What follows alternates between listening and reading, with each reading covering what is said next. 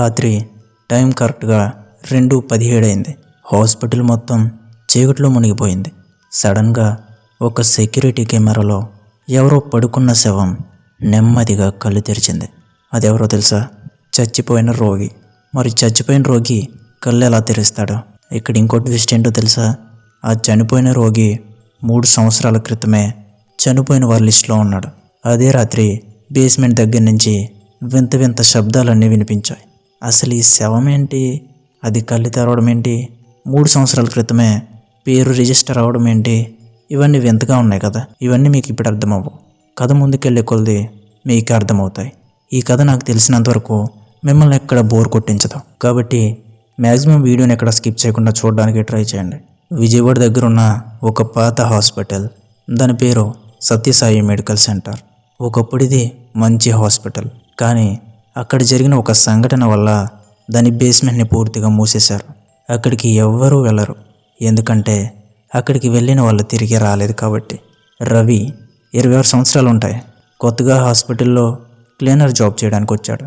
అతనికి ఆ హాస్పిటల్ గురించి పెద్దగా ఎలాంటి ఐడియా లేదు. మొదటి రోజు నుంచే అతనికి ఏదో తేడాగా అనిపించింది. రాత్రి డ్యూటీలో వాకిల్ దగ్గర ఒక వృద్ధ నర్స్ అతన్ని చూసి ఇలా చెప్పింది, ఇదిగా చూడ, ఏం చేసినా బేస్మెంట్ వైపు మాత్రం వెళ్ళొద్దు అని. రవి నవ్వుతూ, ఎందుకు, అక్కడ ఏముందేంటి అన్నాడు. నర్సు కళ్ళల్లో భయం మెరుస్తోంది. అక్కడ ఇంకా వాళ్ళు ఉన్నారు అంది ఆ నర్సు. రెండో రోజు రాత్రి రవి క్లీనింగ్ చేస్తూ ఉండగా అతనికి బేస్మెంట్ వైపు నుంచి స్లోగా ఎవరో నడిచే శబ్దం వినిపించింది. ఛుక్ ఛుక్ ఛుక్ అని. ఆ శబ్దం మెల్లగా దగ్గరకు వస్తుంది. కానీ ఆ డోర్ తాళం వేసింది. రవి దగ్గరికి వెళ్ళి చెవి పెట్టి విన్నాడు. అప్పుడు లోపల నుండి ఎవరో కదిలినట్టు వినిపించింది. దయచేసి బయటకు తీసుకెళ్ళు అని వినిపించింది. అతని గుండె ఒక్కసారిగా ఆగిపోయినట్టుగా అయ్యింది. రవి వెంటనే పరిగెత్తుకుంటూ ఓల్డ్ రికార్డ్స్ రూమ్లోకి వెళ్ళి బేస్మెంట్ గురించి ఫైల్ వెతికాడు. అందులో ఒక రిపోర్ట్ ఉంది, పేషెంట్ డిసపియరెన్స్ కేసెస్ 2019. అందులో 17 మంది పేషెంట్లు ఒక్కసారిగా మాయమయ్యారని రాసుంది. అందులో ఒక కామన్ విషయం, వాళ్ళందరినీ చివరిసారిగా చూసింది బేస్మెంట్ వార్డెన్ మాత్రమే. ఆ రాత్రే రవి తనలో తను నిర్ణయం తీసుకున్నాడు, నేను చూసి తీరాలి నిజమేమిటో అని. అతను బేస్మెంట్ కీస్ దొంగిలించి బేస్మెంట్ డోర్ ముందు నిలబడ్డాడు. టైం కరెక్ట్గా 3:03 PM. డోర్ ఓపెన్ చేయగానే ఒక చల్లని గాలి అతన్ని తాకింది. అక్కడి వాసన చచ్చిపోయిన మాంసం వాసన. లైట్లు ఫ్లికర్ అవుతున్నాయి. గోడలపై రక్తపు మచ్చలు. వెంటనే ఒక బోర్డు కనిపించింది, వార్డ్ నెంబర్ 30 రెస్ట్రిక్టెడ్ ఏరియా. అతను ఆ వార్డు వైపు నడిచాడు. ప్రతి అడుగు వేస్తున్నప్పుడు వెనుక ఎవరో నడుస్తున్నట్టుగా అనిపించింది. వార్డు 13 డోర్ నెమ్మదిగా తెరిచాడు.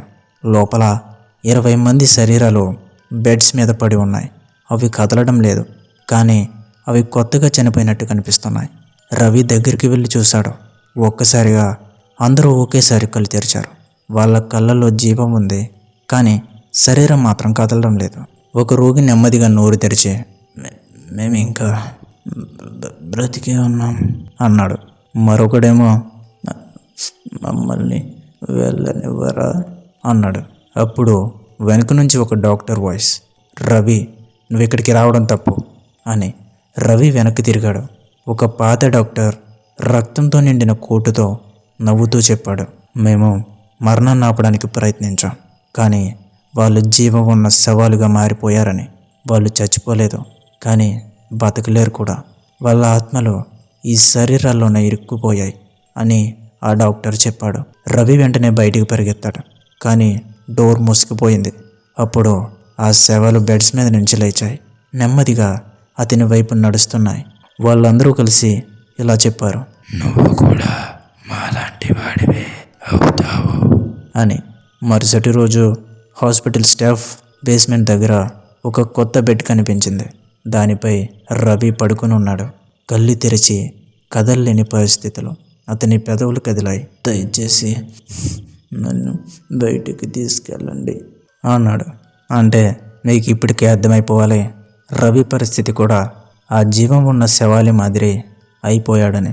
ఇప్పటికి కూడా ఆ హాస్పిటల్ ఉంది, కానీ బేస్మెంట్ డోర్ ఎప్పుడు లాక్ చేయలేదు. ఎందుకంటే లోపల ఉన్న వాళ్ళు ఎప్పుడో ఒకరోజు బయటకు వస్తారని.